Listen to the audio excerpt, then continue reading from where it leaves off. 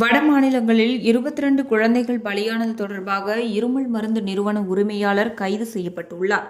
நிறுவனத்தை முறையாக ஆய்வு செய்யாத 2 அதிகாரிகளும் அரசால் பணியிடை நீக்கம் செய்யப்பட்டுள்ளனர். பச்சிளம் குழந்தைகள் இருமல் மருந்து குடித்ததால் பலியான சம்பவம் நாட்டையே உலுக்கியுள்ளது. மத்திய பிரதேசம், ராஜஸ்தான் மற்றும் மராட்டிய மாநிலங்களில்தான் இந்த சம்பவம் நடந்துள்ளது. இதில் மத்திய பிரதேசத்தில் மட்டும் குறிப்பிட்ட இருமல் மருந்து கொடுக்கப்பட்ட 22 குழந்தைகள் உயிரிழந்திருப்பதாக தகவல் வெளியாகியுள்ளது. இத்தனை பிஞ்சு குழந்தைகளின் உயிரை குடித்த குறிப்பிட்ட இருமல் மருந்தின் பெயர் கோல்ட்ரிஃப் என்பதாகும். இந்த மருந்து தயாரிக்கும் நிறுவனத்தின் பெயர் ஸ்ரீசன் பார்மா என்பதாகும். காஞ்சிபுரம் மாவட்டம் சுங்குவார் சத்திரத்தில்தான் இந்த மருந்து கம்பெனி உள்ளது.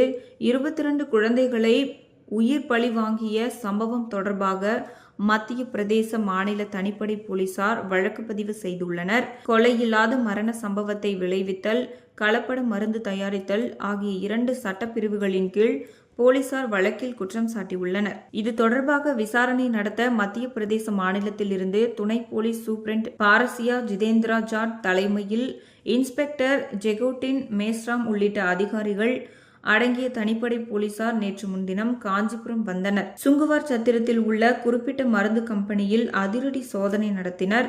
அங்குள்ள ஊழியர்களிடமும் விசாரணை நடத்தப்பட்டது. மருந்து நிறுவனத்தின் அதிகாரிகள் ஜெயராமன், மகேஸ்வரி ஆகியோரிடமும் விசாரணை நடந்தது. இந்த மருந்து நிறுவனத்தின் உரிமையாளர் ரங்கநாதன் சென்னை கோடம்பாக்கம் நாகார்ஜுனா நகர் 2வது தெருவில் வசித்து வருகிறார். நேற்று அதிகாலை கோடம்பாக்கம் போலீசாரிடம் உதவியுடன் ரங்கநாதன் வீட்டுக்கு மத்திய பிரதேச தனிப்படை போலீசார் சென்றனர். அவரிடம் தீவிர விசாரணை நடத்தப்பட்டது. தீவிர விசாரணைக்கு பிறகு ரங்கநாதன் அதிரடியாக கைது செய்யப்பட்டார். அவரை சுங்குவார் சத்திரத்தில் உள்ள மருந்து நிறுவனத்திற்கு போலீசார் அழைத்து சென்றனர். அங்கு வைத்தும் தீவிர விசாரணை நடத்தப்பட்டது. சைதாப்பேட்டை கோர்ட்டில் அவர் ஆஜர்படுத்தப்பட்டார். மேலும் மருந்து நிறுவன அதிகாரிகள் ஜெயராமன், மகேஸ்வரி ஆகியோரும் கைது செய்யப்பட்டனர். இந்த மருந்து கொடுக்கப்பட்ட குழந்தைகள் சிறுநீரகம் பாதிக்கப்பட்டு உயிரிழந்திருக்கிறார்கள் என்பது குறிப்பிடத்தக்கது. தமிழகத்தில் 2000 இருமல் மருந்து பாட்டில்கள் விற்பனைக்கு அனுப்பப்பட்டு உள்ளதாக தகவல் வெளியாகியிருக்கிறது. உடனடியாக இந்த மருந்து பாட்டில்களை பறிமுதல் செய்யவும் தமிழக சுகாதாரத்துறை உத்தரவிட்டுள்ளது. அதற்கிடையே சென்னையில் நேற்று மருத்துவம் மற்றும் மக்கள் நல்வாழ்வுத்துறை அமைச்சர் மா. சுப்பிரமணியம் நிருபர்களிடம் கூறியிருப்பதாவது: கடந்த 1ஆம் தேதி மத்திய பிரதேசத்தில் இருமல் மருந்து சாப்பிட்ட குழந்தைகள் உயிரிழந்தனர். இது தொடர்பாக தகவல் கிடைத்ததும் அதிகாரிகள் தமிழ்நாட்டில் உள்ள அந்த மருந்து நிறுவனத்தை ஆய்வு செய்தனர். ஆய்வின் போது அந்த மருந்தில் விஷத்தன்மை இருப்பது தெரிய வந்தது.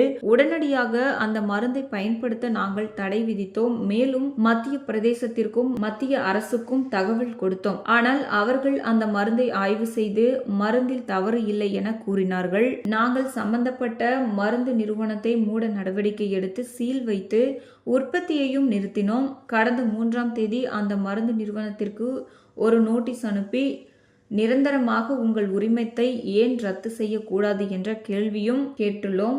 இந்த நிலையில் நிறுவனத்தின் உரிமையாளர் கைது செய்யப்பட்டுள்ளார்.